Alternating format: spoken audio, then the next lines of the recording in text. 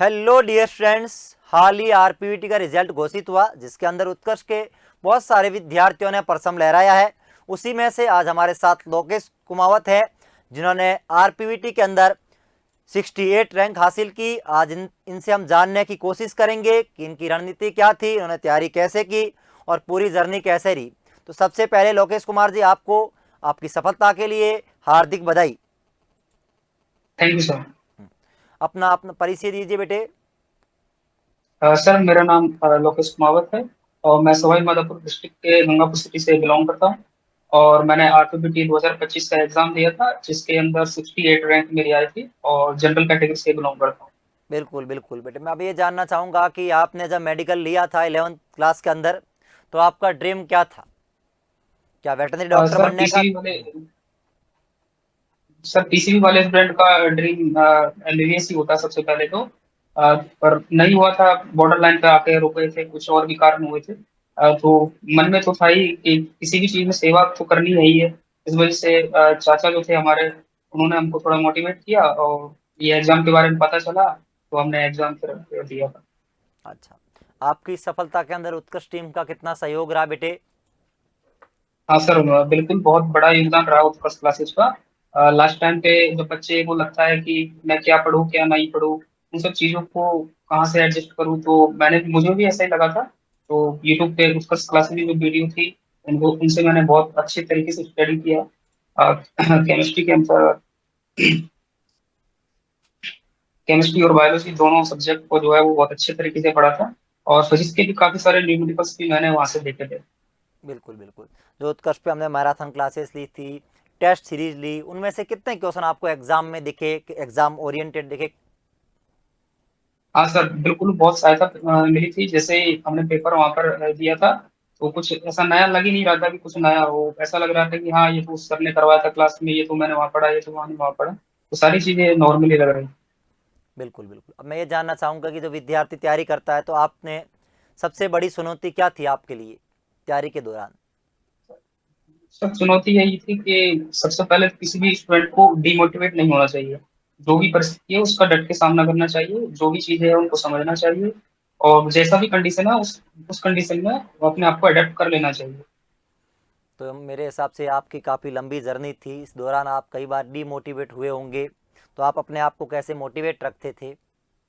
और आपके जो सर जब हाँ। जैसा मेरे को डिमोटिवेट जैसा फील होता था तो मैं अपने दोस्तों से, अपने माता पिता जी से या चाचा वगैरह, इन सबसे मैं बातें किया करता था, उन चीजों को शेयर करता था। तो कहीं ना कहीं मुझे वहां से कोई प्लस पॉइंट मिल जाता था तो मैं उसी के अकॉर्डिंग अपने आप को कर लेता था। तैयारी के दौरान कभी आपको लगा नहीं कि अब मेरे से होगा नहीं, बस मैं छोड़ दूं? नहीं लगा तो था, लेकिन काफी सपोर्ट भी किया था फैमिली वालों ने कि कर लेंगे। तो फिर हमारे अंदर भी ये रहता है कि भाई डॉक्टर डॉक्टर होता है, डॉक्टर बनना एक जुनून था, तो फिर करना तो है ही। तो जब नीट में सिलेक्शन नहीं हुआ, तो आपका वेटनरी की तरफ कब रुख किया आपने, और कब आपने मन बनाया कि अब मुझे इन बेजुबानों की सेवा करनी चाहिए? सर जब रिजल्ट आया था, सॉरी, जब एप्लीकेशन फॉर्म आए थे नीट के, तब मैंने उसको फिल किया था। तो उसके साथ कुछ ही मंथ बाद आरपीवीटी के भी आए थे। तो जो मेरे चाचा थे वो अभी बीकानेर कॉलेज में हैं, तो उन्होंने मेरे को इस चीज के बारे में बताया कि एक अपना सेकंड ऑप्शन भी लेके चलना है, ताकि चीजें आगे जाके सही रह सके। तो फिर मैंने उसके बारे में थोड़ी जानकारी प्राप्त की और जो लास्ट 2022 में जो आरपीवीटी का एग्जाम हुआ था, तो वहां से भी मैंने अपने जानकारी प्राप्त की रही कैसी क्या चीजें होती है। तो इस वजह से फिर मैंने फॉर्म जो है वो भरा था। और एनिमल लवर तो है ही हूँ मैं। बिल्कुल बिल्कुल। अब मैं ये जानना चाहूँगा कि आपका रूटीन क्या था, डेली आप कितने घंटे पढ़ाई करते थे, आप कौन कौन सी बुक फॉलो करते थे? क्योंकि बहुत सारे विद्यार्थी आपको देखेंगे यूट्यूब पे, तो ताकि उनको भी हेल्प हो। तो आपने प्रैक्टिस कहाँ से की, बायोलॉजी कहाँ, एनसीईआरटी कितनी इंपॉर्टेंट है? तो इस थोड़ा डिटेल में बताइए सब्जेक्ट वाइज। सर मैं रोज लगभग 7 से 8 घंटे स्टडी करता था, सेल्फ स्टडी। सुबह के टाइम भी स्टडी करता था और रात के टाइम स्टडी करता था। दोपहर के टाइम जो है वो ज्यादातर मेरा सोने का टाइम हुआ करता था। और मैंने स्टडी के लिए सबसे पहले केमिस्ट्री और बायोलॉजी के अंतर्गत तो मैंने एनसीईआरटी को फॉलो किया था, ब्लाइंडली फॉलो किया था एनसीईआरटी को। मैंने ये सोच रखा था कि एनसीईआरटी से आएगा तो मेरे से होगा, और नहीं आएगा तो मेरे से नहीं होगा। और फिजिक्स के लिए जो नोट्स थे वो नोट्स पढ़े थे मैंने, और अपनी कोचिंग जो भी थी उनसे उनके मॉड्यूल थे उनकी सवाल प्रैक्टिस की थी, और लास्ट टाइम पे फिर मैंने उत्कर्ष क्लासेस का सहारा लिया था।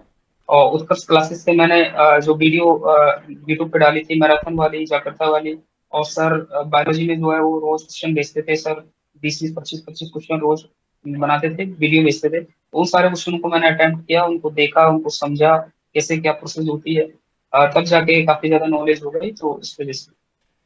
बिल्कुल। कभी तो अब मैं ये जानना चाहूँगा कि आपके घर के अंदर आपके लिए सबसे मोटिवेशन कौन था, कि जब आपको लगता था कि अब मेरे से नहीं होगा, तो आप किससे बात करते सबसे पहले?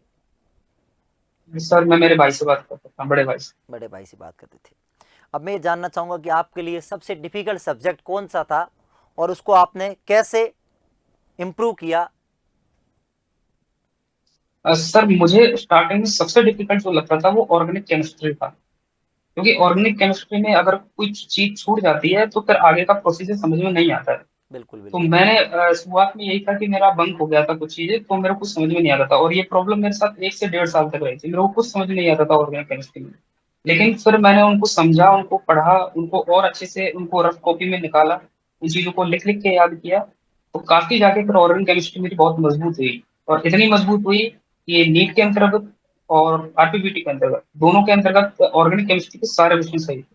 बिल्कुल बिल्कुल बिल्कुल। बहुत सारे विद्यार्थियों की समस्या रहती है कि सर ऑर्गेनिक केमिस्ट्री याद नहीं होती, समझ में नहीं आती। तो सबसे बड़ी प्रॉब्लम यही होती है कि बच्चा उस पर टाइम नहीं देता, कि मन के हारे। जी सर। हाँ बिल्कुल बिल्कुल। अब मैं ये जानना चाहूँगा कि आगे आपका क्या ड्रीम है वेटनरी के बाद? पीजी करने का, या फिर वेटनरी ऑफिसर बनने का, या फॉरेन जाने का? आपने क्या सोचा अभी? सर सबसे पहले जो ड्रीम है वो है गवर्नमेंट जॉब लगने का, वेटरनरी ऑफिसर। ऑफिसर बनने का आपका ड्रीम है। जब आपका रिजल्ट आया तो आपने सबके पहले किसको बताया कि मेरी इतनी रैंक आई है? सबसे पहले मैंने अपने भाई को बताया, इसके बाद माता पिताजी को बताया, और फिर चाचा के साथ शेयर किया। क्या रिएक्शन था आपके पेरेंट्स का? सारे पेरेंट्स वगैरह सब खुश थे, और सभी ने मुझे बधाइयाँ भी दी थी और प्राइजेस भी दी थी। बिल्कुल बिल्कुल। अब बहुत सारे विद्यार्थी आपको देखेंगे, तो आप क्या संदेश देना चाहते हो उनके लिए, कि जो तैयारी कर रहे हैं 2 साल से 3 साल से, किसी कारणवश सिलेक्शन नहीं हो रहा है, या फिर जो फ्रेशर विद्यार्थी हैं जो अभी आरपीवीटी का एग्ज़ाम देंगे 26 के अंदर, उनके लिए क्या आप टिप्स देना चाहते हो? सर जो भी आरपीपीटी की तैयारी करना चाह रहे हैं, फ्रेशर फ्रेंड है, उनको यही कहना चाहूंगा कि उत्कर्ष क्लासेज जो है उनका कोर्स ले, और उनके टेस्ट सीरीज है उनको ज्वाइन करो, उनको ब्लाइंडली फॉलो करे। अन्य किसी चीज के बारे में जो है जानने की जरूरत नहीं कि कौन क्या कर रहा है। अपना एक कोचिंग लिया उत्कर्ष क्लासेज, उसी से पढ़ना और एंड तक उसी के साथ रहना। बिल्कुल बिल्कुल बिल्कुल। इस टाइम टेक्नोलॉजी के ज़माने के अंदर बहुत ज़्यादा डिस्ट्रैक्शन है, यूट्यूब हो, इंस्टाग्राम हो, फेसबुक हो। तो इसका आपने कैसे सदुपयोग किया और कैसे आपने डिस्ट्रैक्शन से आप बचे? क्योंकि बहुत बहुत सारे विद्यार्थी कंसंट्रेट कर ही नहीं हाँ पाते, सर। कभी इधर कभी इधर कभी इधर कभी इधर। तो आपने कैसे मतलब अपने आप को फोकस किया कि हाँ ये मेरे लिए बेटर है और इसको मैं करूँगा?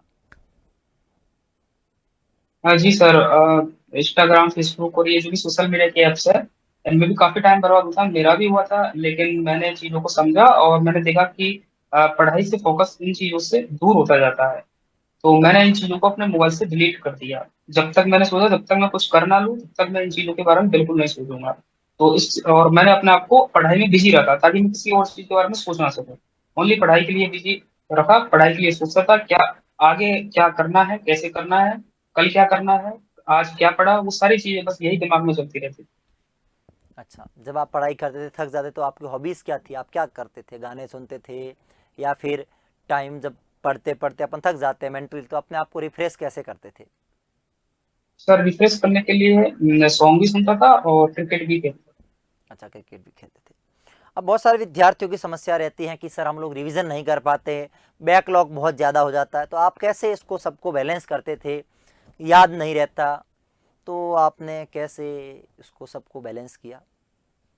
था। सर याद नहीं रहता, उसका तो सबसे बड़ा इशू यही है कि जो भी चीज आपको कठिन लगे, जो भी याद रखने में दिक्कत हो, उनको लिख लिख के अगर आप याद करोगे तो एकदम जो है वो सबकॉन्शियस माइंड में चले जाएंगे, और उन चीजों को याद रखना बहुत आसान हो जाएगा। जब भी रिवीजन करो लिख लिख के याद कर लो, कोई दिक्कत नहीं आएगी। और ऐसी चीजें काफी लॉन्ग टाइम तक जो है वो दिमाग में चलती है। बिल्कुल बिल्कुल। आपको रिवीजन की क्या रणनीति थी आपकी?